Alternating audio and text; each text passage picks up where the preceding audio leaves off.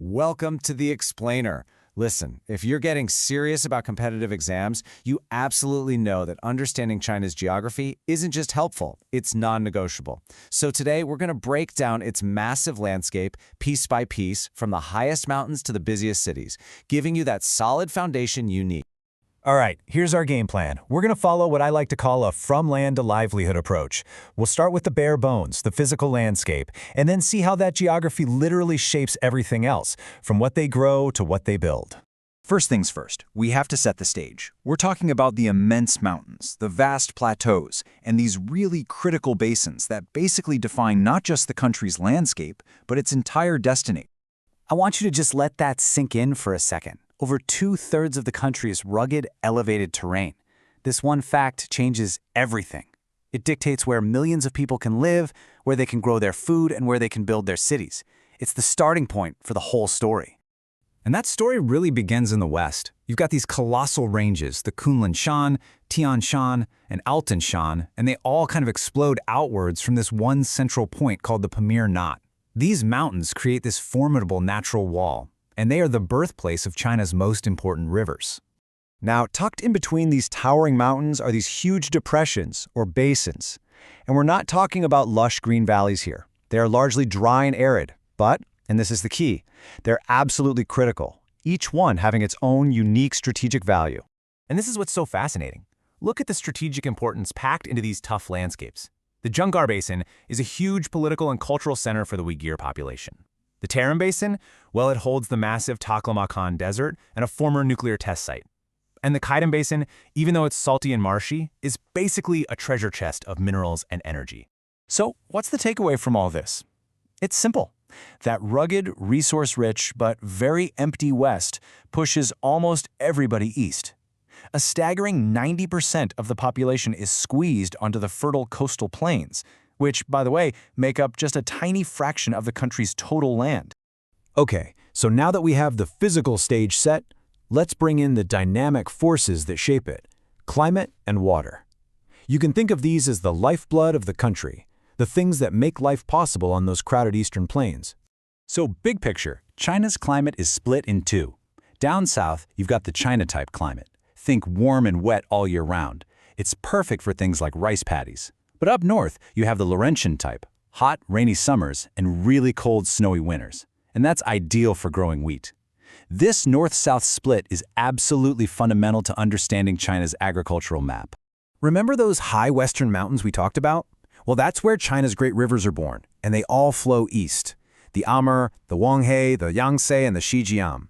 They're like these massive conveyor belts, carrying life-giving water and fertile soil down to the coast, right where those 90% of people live. And this just perfectly captures the two-sided nature of China's rivers. Take the Huanghe, the Yellow River. It carries more sediment than any other river on Earth, which creates incredibly fertile land. But that same sediment chokes the riverbed, causing these catastrophic floods that have earned it the nickname China's sorrow. It's both a creator and a destroyer. All right, so we've got the mountains and the plains, we've got the climate, and we've got the rivers. Now, let's put it all together and see how this geography translates directly into what they can grow, focusing on the key regions that feed over 1 billion people. Just look at this number for a second. More than 1/3 of China's entire population lives along the Yangtze River. That incredible concentration just screams how central this one river is to feeding and sustaining the nation. It's just massive. Okay, for anyone studying this stuff, this slide is basically a cheat sheet. You just need to connect the place to the product. The Sichuan Basin, that's the rice bowl of China. The Huanghe Basin is all about wheat. The Manchurian Plain, with that rich black soil, that's soybean country. And the Shandong Peninsula is unique. It's for specialty stuff like silk and tea. But agriculture is only half the story, right? Because beyond what's growing on the topsoil, China has this incredible wealth of minerals underneath, and those resources have been fueling its industrial engine for decades. This chart really puts it all in perspective. I mean, China is a huge player in coal and iron, and it's the world's #1 producer of tin. But the number that just jumps off the page is rare earths. They control 97% of the world's supply. That's not just dominance, that's a near total monopoly. So we hear this term rare earths thrown around all the time, right? But it's worth taking a quick pause to actually define what these things are and why they are so unbelievably important. To put it simply, they're the secret ingredients of the 21st century. That smartphone in your pocket, the wind turbines making clean energy, even advanced military hardware like missile defense systems, literally none of it would be possible without these 17 elements. But, and it's a huge but, that dominance comes at a staggering environmental cost. For every 1 ton of rare earths they process, they can create 2,000 tons of toxic waste. This has led to just devastating soil and groundwater pollution. It's the classic, brutal conflict between economic power and ecological health. And that brings us to our final section, where all the pieces come together. We're going to see how the dense population in the east, the agricultural output, and those huge mineral resources all converge to create China's massive industrial powerhouses. This table is the perfect summary for revision. You've got the Mukden Triangle up in the old Manchurian Rust Belt, a hub for heavy industry. You have the Bohai Rim, which is the area around the capital. Then there's the massive economic machine of the Yangtze River Basin. And of course the Pearl River Delta, basically the world's workshop for electronics and all kinds of finished goods. You know, to really grasp the scale we're talking about, just let this quote sink in. The cargo volume that goes through the single port of Shanghai is more than all 12 of India's major ports put together.